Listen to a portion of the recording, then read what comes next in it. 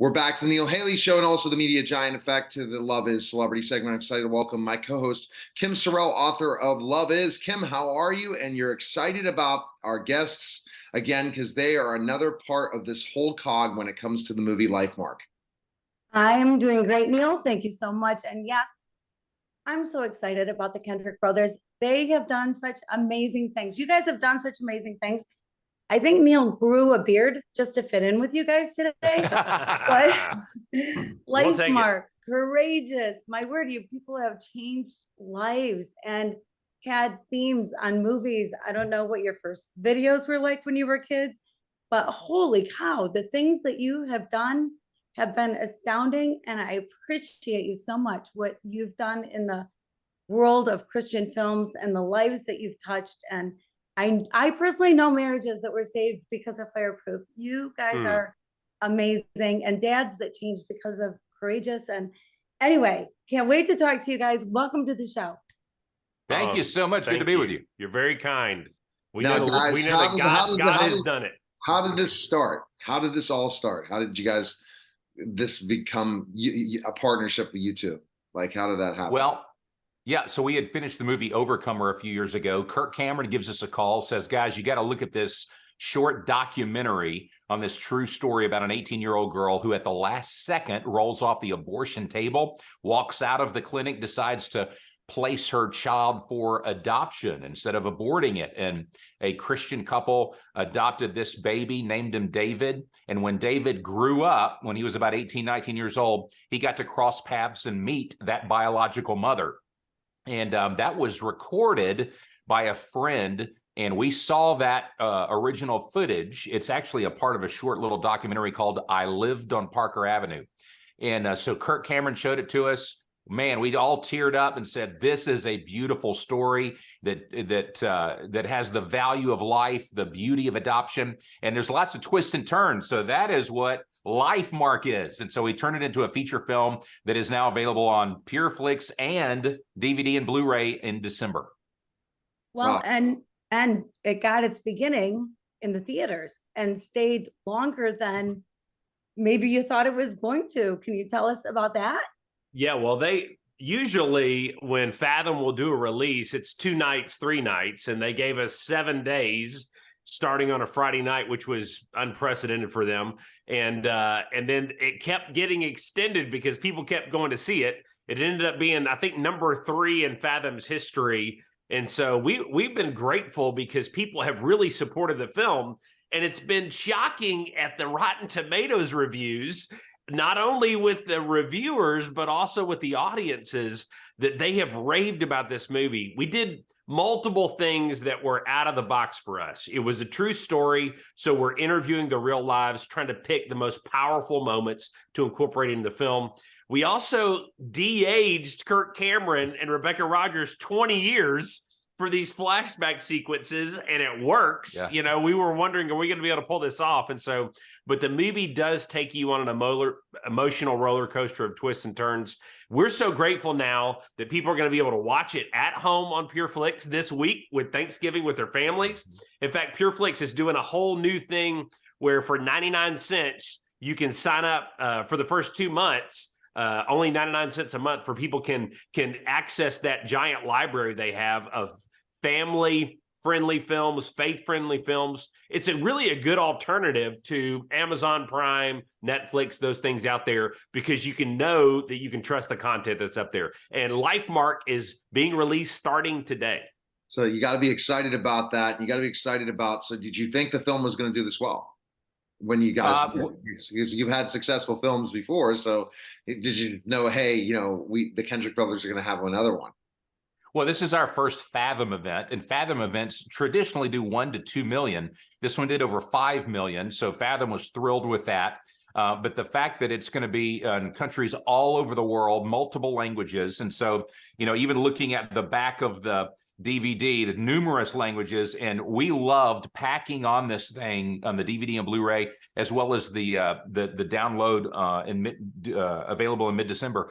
Every special feature you would want about the story, the process of filmmaking, from bloopers and deleted scenes to the heart behind the movie, and we're just very grateful how it came together and excited to show it. And Neil, to answer your question, Alex and I figured out that we've basically been wrong on predicting how every film that we've done is going to do. We're like, we've had some we thought, oh, this is going to blow up the box office, and then it does, less than we think. And then others that we think, oh, it's just barely going to scrape by, and then it explodes, and we're like, so even with this one, the 100% Rotten Tomatoes, we've never had anything even close to that. Right. So we've been scratching our heads going, man, the responses to Lifemark have been fantastic. And then to read the reviews of the viewers in the audience, what they're saying about it, it's not just, hey, I enjoyed this film, but I was moved so deeply, or this is my story, or everybody needs to see this. So we felt that way the first time we saw the documentary, and we knew that if we could capture that emotion that we felt in the documentary, that the movie would work.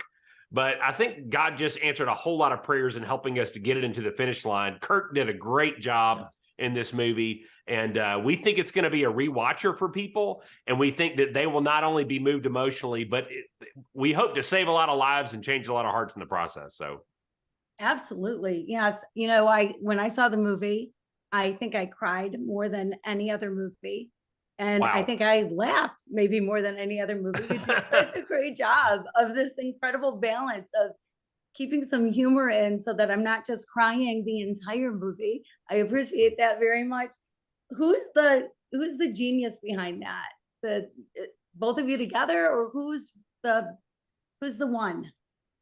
Well, it's hard to say that somebody is the one. I would say we're grateful for a great team. Mm-hmm. We've had a wonderful team helping to put this together, and the fact that we got to include the real people that the movie is about in the whole process. And so the writing was interesting because we interviewed the people that this movie is about and included much of the actual dialogue that they actually had. And anytime that pieces were recorded in real life, like when they were meeting each other and there were cameras rolling, we included the actual dialogue in the movie. So I don't know how brilliant that is that we just copy pasted the actual dialogue, but it's such a powerful story that just to tell the story was a blessing and amazing for us. I would also say that Alex and I, as we're interacting with our own kids, our wives, and we're interacting with other people in ministry, we see how God can take people in very dark, broken situations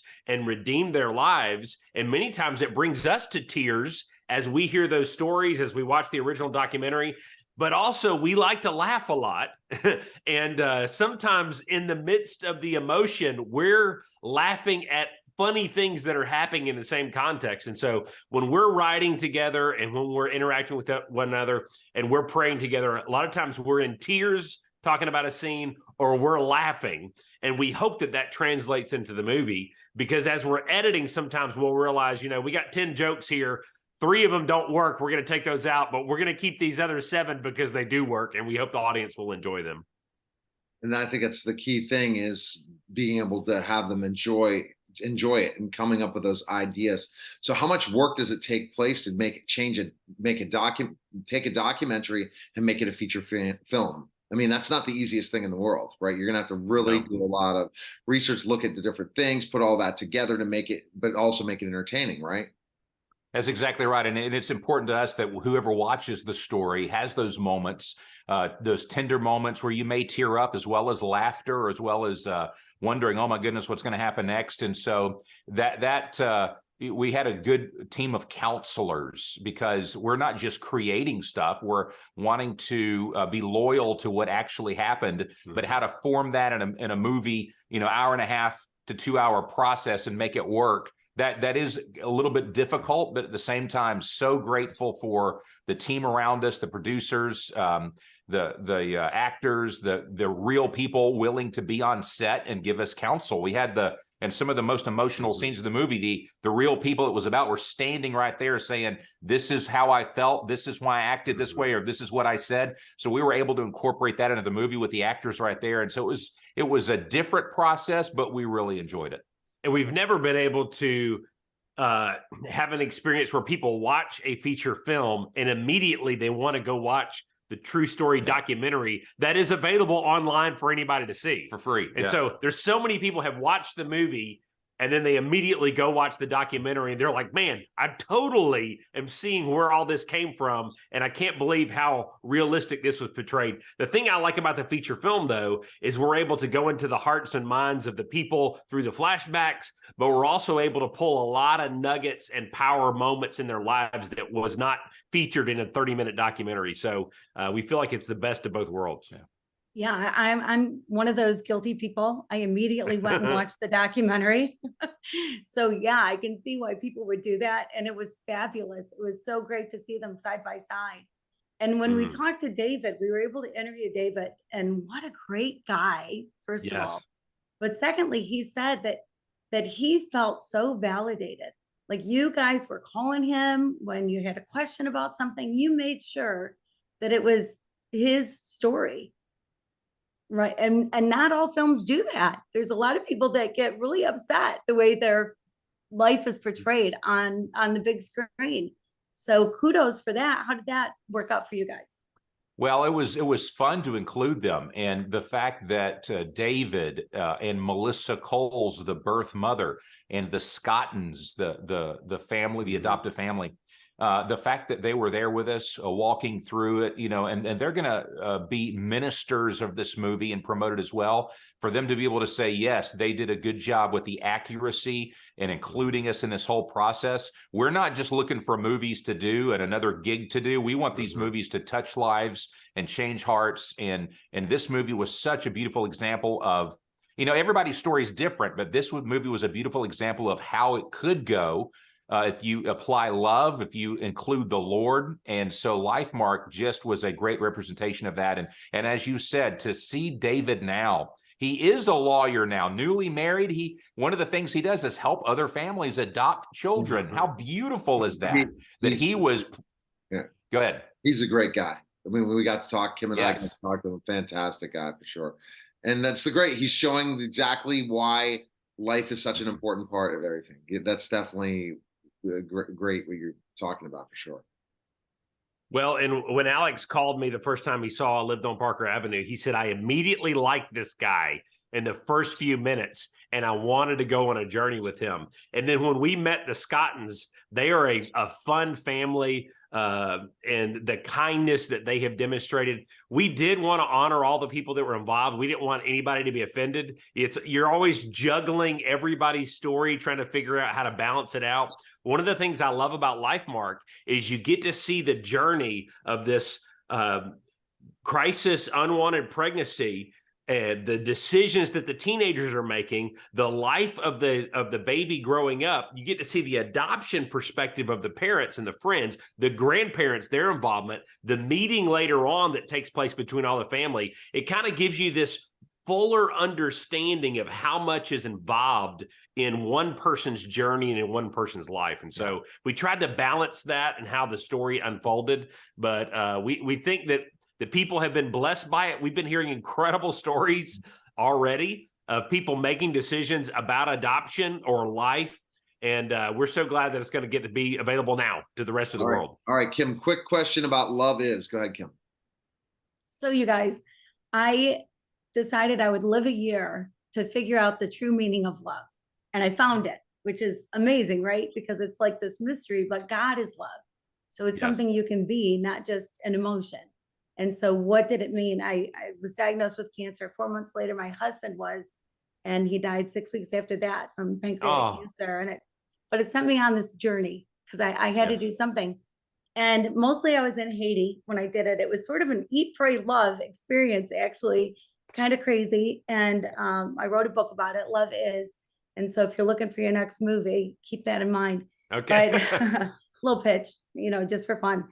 But I'm always curious, like you guys, you each have 6 kids. I don't know if you're battling back and forth, one of you having one, so the other one you had to quick have another one, or however it worked for you. I've got 2 brothers with 4 kids each. I've got 5. And so we kind of did that in a way, I don't know. But love is obviously a huge part of everything you do. Love is why you seem to be in the business that you're even in, and what you pick for your themes. And I'm just curious, like, what is love to you guys? Like, how does love play into the Kendricks brothers, what you guys do? You want to start? Wow. It's interesting that God is love. He created love. He is the best definition of love. And what do we do with our entire society? Most songs on the radio are about love. Most movies have an aspect of love or trying to figure out what love is. And so love is a primary ingredient to life itself. And so for us to know the Lord and be able to point people to him is one way we can love people, presenting truth and love, because they have to be balanced. Truth is important, but truth without love is painful and hard to receive. But truth and love together is a great balance. And so one of our goals with each of our films is trying to present what we are saying in story form with truth and love. And so that is an ingredient and a motivation for each of our films. I would add to that God has wired us as relational beings, and his full intention is that we are loved by him and we love him back. You know, the greatest commandment, Jesus said, is to love God with all your heart, mind, soul, strength, and to love your neighbor as yourself. And so Jesus said the fulfillment of all the law is when we choose to love, because I'm not going to lie to you or commit adultery or steal from you or murder you if I love you. And if we will do what Jesus did and focus in on love, then all these other positive things will be as a result of that. In 1 Corinthians 13, it says love is not rude, selfish, irritable, angry, but when it says love is, it gives us two things. Love is patient and it's kind. Kindness is love on the offense, taking initiative to meet other people's needs and to be right where they are. And patience is love on the defense. When we are attacked, when evil, when wrong things happen, for us to be able to respond, to be slow to anger and give people grace that's undeserved. And so when we see that parallel in 1 Corinthians 13, it says in Romans 5 that the Holy Spirit is actually the one that pours out God's love into our hearts. And he also enables us to love other people. So when we give our lives to Jesus, we are basically embracing the cross of Christ, which is the greatest selfless sacrifice to meet our greatest need. And when Jesus did that and we're receiving his love and placing our faith in his cross, not only does he open up our hearts and pour out love into us, but he enables us then to love not only our friends, but our enemies, and which doesn't even make sense to the world. And so this invitation to love that God has is through a relationship with Jesus. Both Alex and I, our lives have been transformed by the gospel of Christ. And because of it, God has put a love in our hearts, not only for him, but for other people. And it does translate into our filmmaking, because we're not just trying to sell movie tickets. We want to bless and help and bring healing and hope to the hearts of the people who are sitting in the theater with popcorn in their laps, who are struggling in their families and struggling with purpose in life and struggling in their walk with God.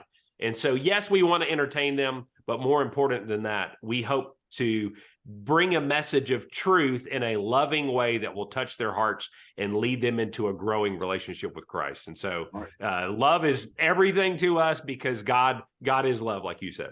That's just tremendous how you were able to bring all that. Best Place, again, I'll be right now. It's available on PureFlix as of November 22nd today, and December 12th, right? It's available. December 13th. December 13th, yeah. It's available. There you go. That's it, guys. Appreciate it. Appreciate it. It was such a great Christmas gift. Great Christmas gift. Got to go ahead and do that. That's the time, right? And Black Friday as well. So I appreciate it, guys. Right. Thanks again for stopping by. Thank you, guys. All right, that you're listening and watching the Neil Haley Show. We'll be back in just a moment.